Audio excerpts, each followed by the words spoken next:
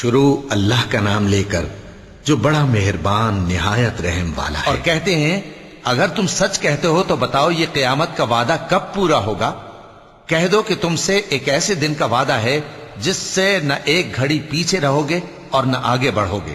اور جو کافر ہیں وہ کہتے ہیں کہ ہم نہ تو اس قرآن کو مانیں گے اور نہ ان کتابوں کو جو اس سے پہلے کی ہیں، اور کاش ان ظالموں کو تم اس وقت دیکھو جب یہ اپنے پروردگار کے سامنے کھڑے ہوں گے اور ایک دوسرے پر الزام دھر رہے ہوں گے۔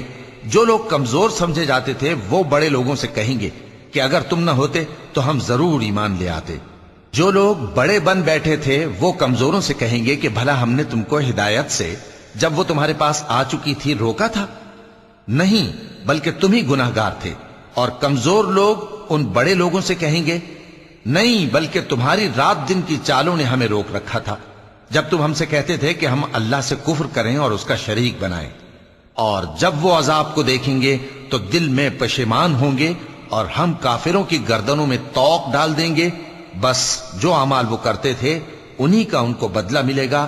اور ہم نے جس بستی میں بھی کوئی ڈرانے والا بھیجا تو وہاں کے خوشحال لوگوں نے یہ ضرور کہا کہ تم لوگ جو چیز دے کر بھیجے گئے ہو ہم اس کو نہیں ماننے کے، اور یہ بھی کہنے لگے کہ ہم بہت سا مال اور اولاد رکھتے ہیں اور ہم کو عذاب نہیں ہوگا۔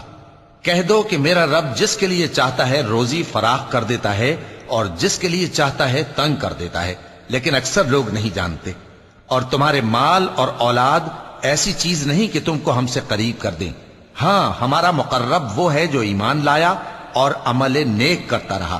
ایسے ہی لوگوں کو ان کے اعمال کے سبب دگنا بدلہ ملے گا اور وہ امن و چین سے بلند و بالا عمارتوں میں رہیں گے۔ جو لوگ ہماری آیتوں کے سلسلے میں ہمیں ہرانے کی کوشش کرتے ہیں وہ گرفتار عذاب کیے جائیں گے۔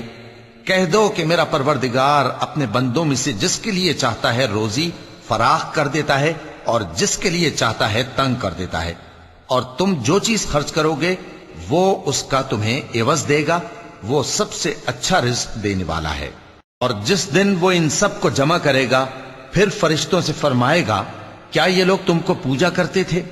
وہ کہیں گے تو پاک ہے، تو ہی ہمارا دوست ہے، نہ کہ یہ، بلکہ یہ جنات کو پوجا کرتے تھے اور اکثر انہی کو مانتے تھے۔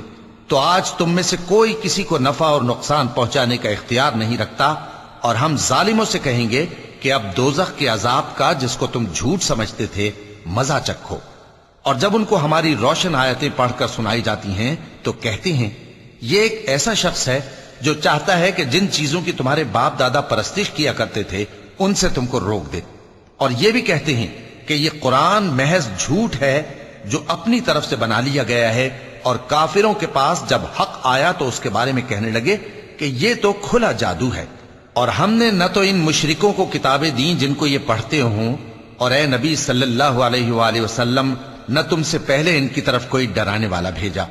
اور جو لوگ ان سے پہلے تھے انہوں نے تکذیب کی تھی، اور جو کچھ ہم نے ان کو دیا تھا یہ اس کے 10ویں حصے کو بھی نہیں پہنچے۔ پھر انہوں نے میرے پیغمبروں کو جھٹلایا، سو میرا عذاب کیسا ہوا۔ کہہ دو کہ میں تمہیں صرف ایک بات کی نصیحت کرتا ہوں کہ تم اللہ کے لیے دو دو اور اکیلے اکیلے کھڑے ہو جاؤ، پھر غور کرو تمہارے رفیق یعنی اس نبی صلی اللہ علیہ وآلہ وسلم کو کسی طرح کا جنون نہیں، یہ تو تم کو سخت عذاب کے آنے سے پہلے ڈرانے والے ہیں۔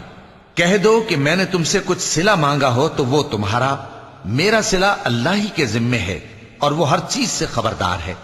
کہہ دو کہ میرا پروردگار اوپر سے حق ہی نازل کرتا ہے اور وہ غیب کی باتوں کا جاننے والا ہے۔ کہہ دو کہ حق آ چکا اور باطل نہ تو پہلے کچھ کر سکتا ہے اور نہ دوبارہ کچھ کرے گا۔ کہہ دو کہ اگر میں گمراہ ہوں تو میری گمراہی کا ضرر مجھی کو ہے، اور اگر ہدایت پر ہوں تو یہ اس وحی کے طفیل ہے جو میرا پروردگار میری طرف بھیجتا ہے، بے شک وہ سننے والا ہے، نزدیک ہے۔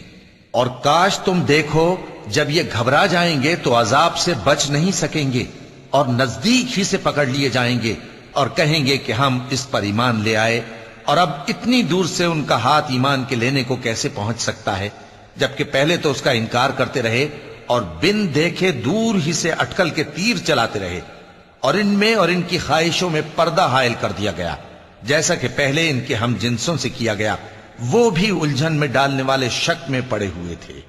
سب تعریف اللہ ہی کے لیے ہے جو آسمانوں اور زمین کا پیدا کرنے والا اور فرشتوں کو قاصد بنانے والا ہے، جن کے 2 اور 3 اور 4 پر ہیں۔ وہ اپنی مخلوقات میں جو چاہتا ہے بڑھاتا ہے، بے شک اللہ ہر چیز پر قادر ہے۔